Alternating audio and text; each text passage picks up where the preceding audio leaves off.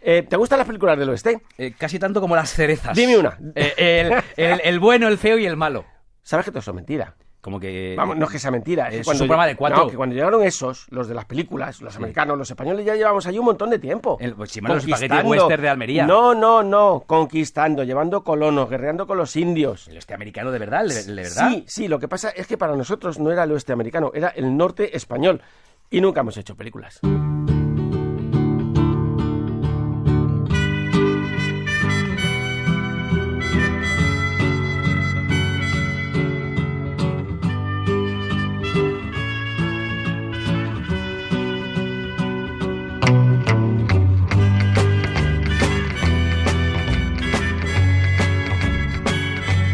Ferran Brooks, buenas tardes. Buenas tardes. Oye, el cine ha recreado más historia que los libros, ¿eh? Y la historia es del que la cuenta, sobre todo el que la cuenta en el cine, ¿no? Evidentemente. Y la que la han contado son los americanos. Es su industria. Claro. Oye, esta musiquita viene bien, ¿eh? Porque sí. Suena un poquito, ¿verdad?, a esa zona del oeste americano y del norte español, que ahora nos cuentas por qué es el norte español, pero es un grupo españolito, los Pequeñiques, ¿no? Brutal. Bueno, los primeros en andar por Norteamérica no fueron los ingleses, con aquello del Mayflower y demás, sino los nuestros. Correcto. ¿Cómo fue aquello? Bueno, todo parte evidentemente de la conquista de lo que es la Ciudad de México, Tenochtitlán. Entonces se funda un nuevo imperio que se llama la Nueva España. Y ahí es donde comienza realmente esa epopeya mítica del oeste, que para los españoles no era el oeste, era el Gran Norte. Claro, eso es lo que le he dicho yo a Sergio. Cuenta eso, ¿por qué era nuestro Gran Norte? Pues para situarnos, ¿de acuerdo? La conquista a día de hoy se tiene, esto es importante matizarlo, a día de hoy se tiene la tendencia a efectivizar o decir que la conquista de México tiene lugar cuando se conquista Tenochtitlán y se asocia el imperio, que era pequeño, de los aztecas con la totalidad de México. Es un error terrible. La conquista del imperio de los aztecas costó aproximadamente 2 años a los españoles de Hernán Cortés. Sin embargo, por ejemplo, solo la conquista de los siguientes 300 kilómetros por encima de Ciudad de México costó 50 años. Y la realizaron los mestizos, los criollos y los españoles nacidos en el Nuevo Mundo. Por eso es el Gran Norte. La extensión de México al México que conocemos actual dura casi más de 3 siglos y medio.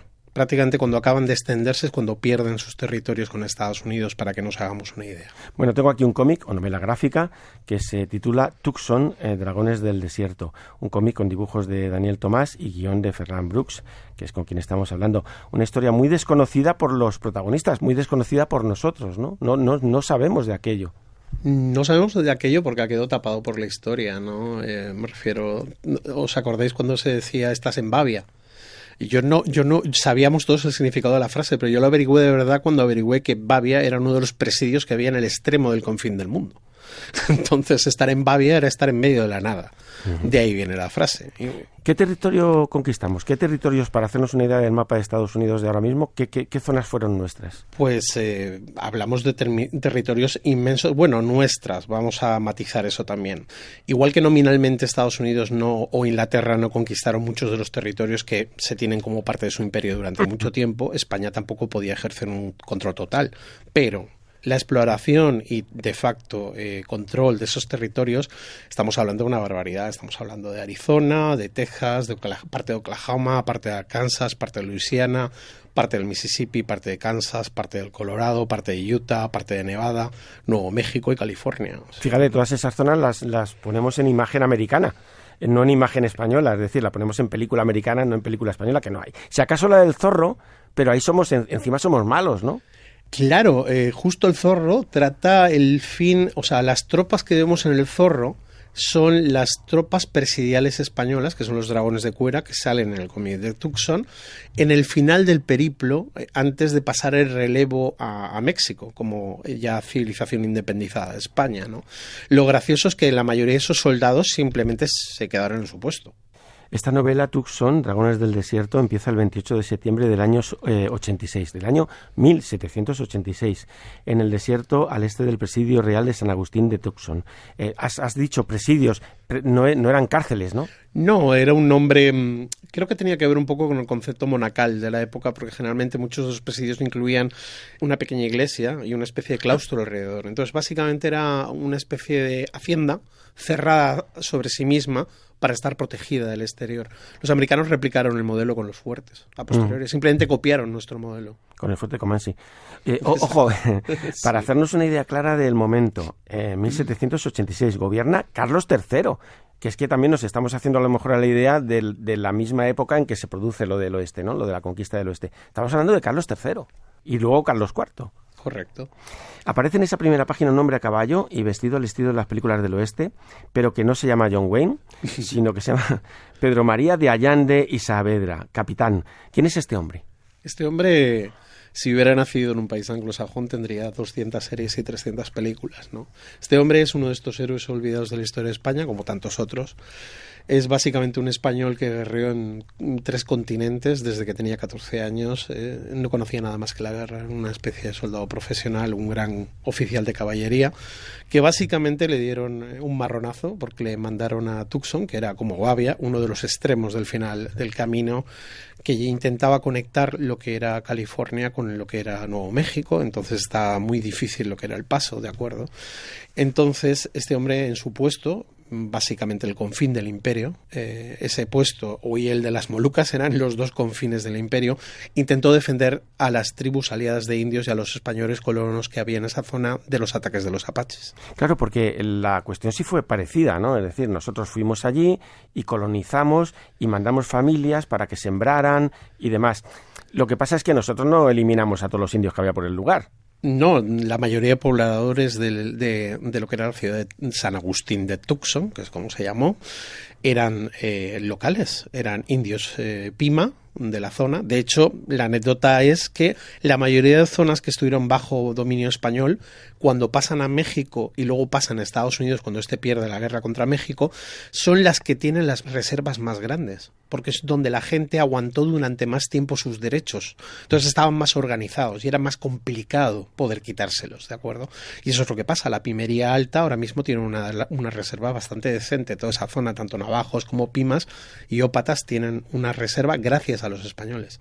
Hicimos un poco lo que en Sudamérica, ¿no? Que es verdad que haríamos cosas mal, pero entre las cosas buenas que hicimos fue la mezcla y el mantener las poblaciones, ¿no? Es tan complicado el tejido social de la época que 20 años después, justo antes de que perdieran el imperio mexicano, que se llamó así, ante los americanos, cuando tú revisas el censo de la gente que vivía en Tucson, la mayoría eran mestizos y los españoles habían adoptado hijos de los indios, que eran soldados seguramente mestizos que habían muerto y habían dejado descendencia y habían sido adoptados por los españoles.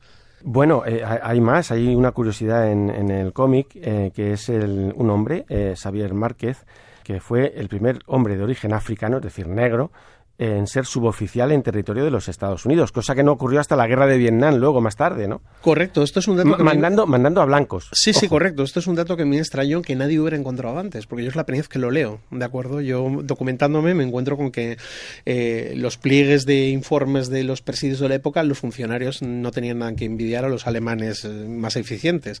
Y nos encontramos con que hay una persona que destaca en varios combates, que es Xavier, y al final es ascendido a sargento. Y tengamos en cuenta que la tropa española no estaba separada por raza, todos eran ciudadanos súbitos de España. Y todos eran una mezcla estupenda. Total. Desde gente de México, negros, chinos, españoles y demás. ¿Por qué le llaman el dichoso a este hombre? Al capitán. Porque Allande, cuando no era capitán todavía, que era alférez, está durante un tiempo en una campaña que hicieron los españoles contra los indios de Sonora, ¿de acuerdo? Se llamaron las guerras de Sonora. Ahí se enfrentó a varias tribus de indios, entre ellos los indios tiburón, y hay un momento en el que en una batalla muy importante en una zona sagrada para los indios que se llama La Pintada, que tiene una orografía súper compleja, a día de hoy se puede ver perfectamente por Google Maps, este señor se pierde. Hasta entonces, cada vez que habían perdido un soldado, había aparecido destrozado, desmembrado y colgando de árbol como guirnalda. Sin embargo, Allande permaneció días perdido y volvió a reaparecer como si nada. Era gente dura porque era de origen navarro. Hay un componente muy importante de navarros y catalanes en estas tropas. Y claro, y para los indios también se convierte en una especie de héroe con baraca, ¿no? Con esa suerte que también se dice baraca en el mundo árabe. Allande, cuando llega a Tucson, ya tiene ese pequeño mote del dichoso, y está acostumbrado a ceder parcelas de poder a sus indios auxiliares, que son tropas de indias aliadas. ¿Por qué se llaman auxiliares? Porque España lleva un pacto con estas tribus y aunque son de facto súbditos de España, les concede determinado nivel de autonomía. Entonces sucede algo muy curioso. Los ópatas o los pimas decidían si formaban compañías de soldados para estar con los españoles. Esto es un tema muy curioso. Eran aliados de facto. Entonces él siempre confía en sus aliados. Y él cuenta cuando llega con 59 soldados, mal instruidos, pocos caballos, pocas armas, y se tiene que enfrentar a una tribu que sí nos suena de las películas americanas, que son los apaches, que él llama el más grandioso enemigo que ha existido sobre la faz de la tierra, y eso que se ha peleado con unos cuantos ya, ¿no? Sí, con unos cuantos. Hablamos desde los 14 años, está peleando con franceses, portugueses, ingleses, piratas turcos, gente del norte de África. Imagínate, ¿me entiendes? Entonces cuando llega ahí se encuentra el mismo problema que se encuentran los americanos y el mismo problema que se encuentran los propios indios. Los apaches no son exactamente una tribu, ni siquiera están confederados como podrían ser los comanches, ¿de acuerdo? Los apaches forman una división de gente de una cultura que los hace apaches, eso es lo que los hace apaches, su cultura y su forma de vida, ¿de acuerdo? Porque racialmente toda esta gente es igual, ¿no? Y ellos no están estructurados socialmente con un orden organizado. El resultado es que tú podías hacer la paz con el jefe de una tribu apache y atacarte el de 2 kilómetros a distancia. Porque no significaba para nada la paz con una tribu apache. Era solo con esa tribu nominalmente. Es como si hacer la paz con la vecina del quinto. Lo que sí que es verdad es que los apaches, como en las películas, es que volvemos siempre a esas semejanzas sin contar, ¿no? Como en las películas, pues se dedican a eso, a robar el ganado, a robar a las mujeres y a los niños para llevarlos a sus campamentos, porque quieren defender esa zona natural que siempre han tenido y que nunca han tenido que pagar a nadie por ella, ¿no? Más que defender esa zona natural, que tampoco es que la hayan tenido, porque ellos son emigrantes de esa zona, los apaches se desplazan del norte durante siglos también y realmente 100 años antes no estaban en esa zona. Más que defender su zona, defender es lo único que conocen. Son aves de rapiña. Ellos, su cultura es muy básica y están acostumbrados a depredar a otras tribus indias. Cuando aparecen los españoles aparece gente que tiene algo más que los indios, ¿no? Entonces eso está bien para ellos. De hecho descubren el caballo y ya entonces para ellos es maravilloso porque se hacen uno con el caballo, ¿no? El caballo lo llevamos nosotros. La gente piensa que nació de generación espontánea en medio de las praderas americanas, pero no, el caballo lo llevaban los europeos, ¿no? Españoles concretamente, ¿no? Entonces los apaches, el problema que hay es que otro de los problemas que tú lo has mentado sin darte cuenta es la demografía. Esa forma de vida es muy dura. Ellos no cultivaban, ¿de acuerdo? Entonces estaban abocados al apocalipsis, a la extinción, como personas. Necesitaban continuamente secuestrar gente de todas las tribus. Y no hacen ascos a secuestrar gente de origen castellano o mestizo, les da igual, porque necesitan gente, si no se extinguen. Entonces siempre asimilan a los que secuestran, intentan asimilarlos, sobre todo los niños. Otro personaje, Ignacio de Urrea. Ignacio Urrea es otro personaje de estos, como si dijéramos, de leyenda, ¿no? Porque hablamos de un vasco que nunca vio el País Vasco ni España.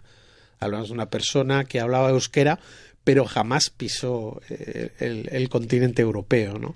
Y digno descendiente del Urrea, gobernador de México, y su familia, básicamente, se podría decir que su familia es México, representa todo lo que es México.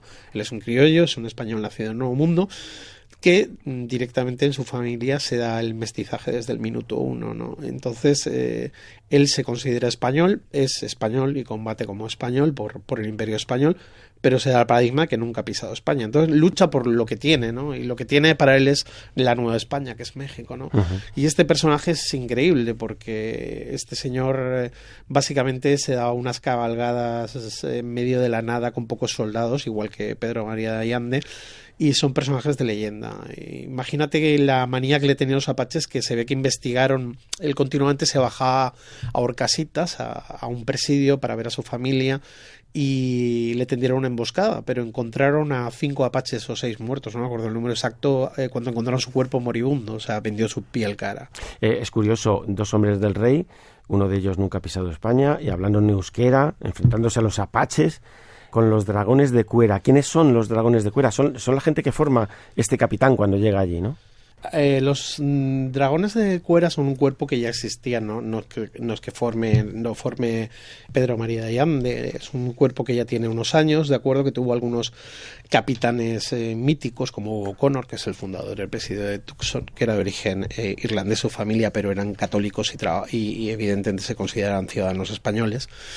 Y los dragones de cuero es el sistema que utilizó básicamente las tropas especiales que España formó para adaptarse al terreno, porque eso es lo que siempre ha tenido el Imperio Español, la capacidad de adaptación, ¿de acuerdo? ¿No? Entonces, cuando Cortés llega a México, se adapta el estilo de combate a una guerra irregular ante el enemigo que tiene, ¿de acuerdo? No puede contar muchas veces con la pólvora porque hay humedad, no puede contar con armaduras pesadas porque están básicamente inundados de mosquitos, agua, charcos, lodazales, entonces se adapta. Aquí pasa exactamente lo mismo, ¿no?